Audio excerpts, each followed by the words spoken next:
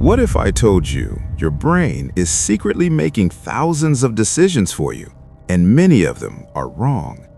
Not because you're stupid, but because your mind is designed to trick you. Welcome back to Rick's Summary, where we turn powerful books into life-changing ideas. Today, we're diving into one of the most mind-blowing books ever written about how your brain actually works. And by the end of this video, you'll start noticing invisible mental traps that control your money, your relationships, and even your happiness. You probably believe you're rational. You think your choices are logical, carefully thought out. But here's the uncomfortable truth. Most of your decisions are made automatically, instantly, emotionally. And only later you create reasons to justify them. This book reveals why that happens. It explains the two hidden systems running your mind. One is fast, emotional, impulsive. The other is slow, analytical, deliberate. Understanding these two systems can change the way you think forever. And once you see them, you can't unsee them. Imagine this. You're driving home. You don't remember every turn. You're not calculating every movement, yet you arrive safely. That's your fast system at work. It's automatic, effortless, always on. Now imagine solving 47 times 26 in your head. Suddenly, you slow down, you focus, you feel mental effort. That's your slow system waking up. Your brain runs on these two modes constantly. But here's where things get dangerous. Your fast system is lazy, and your slow system is easily tired. So most of the time, fast thinking takes over. And fast thinking loves shortcuts. Let's say you meet someone confident and well-dressed.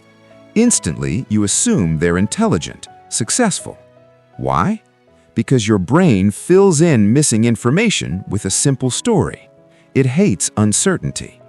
This is how first impressions are formed, and why they're often wrong.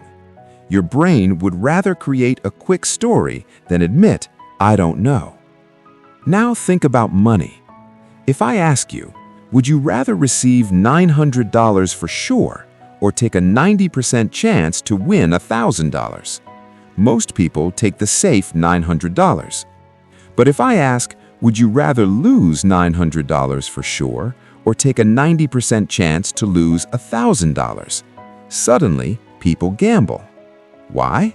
Because your brain feels losses more intensely than gains.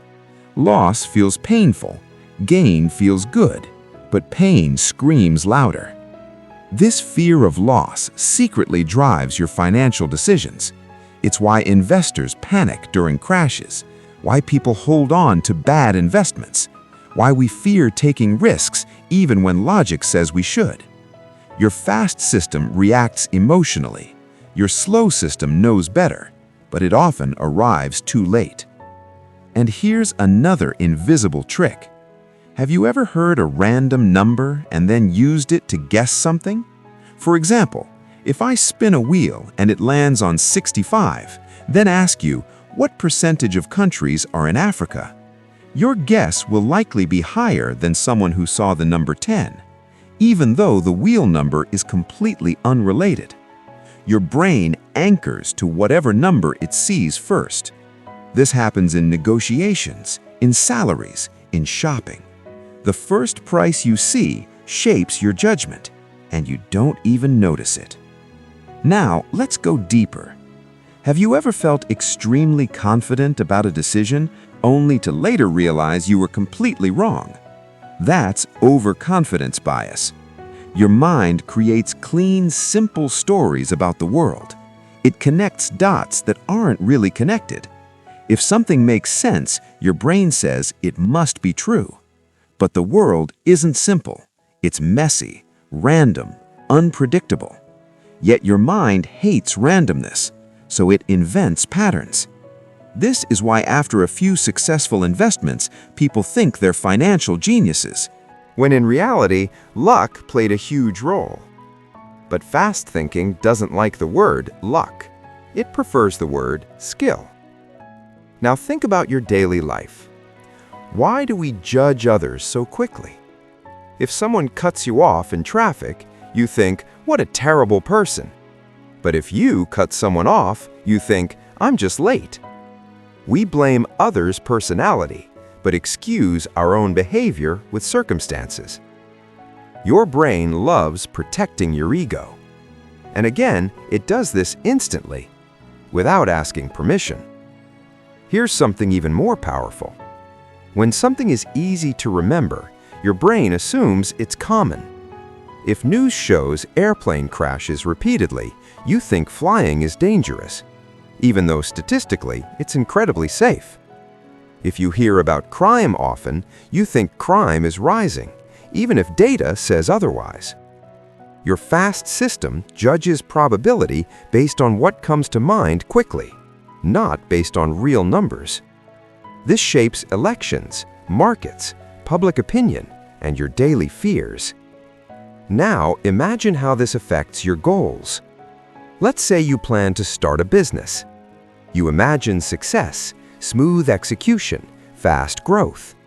But your brain ignores obstacles. It underestimates time, underestimates cost, overestimates ability. This is called the planning fallacy.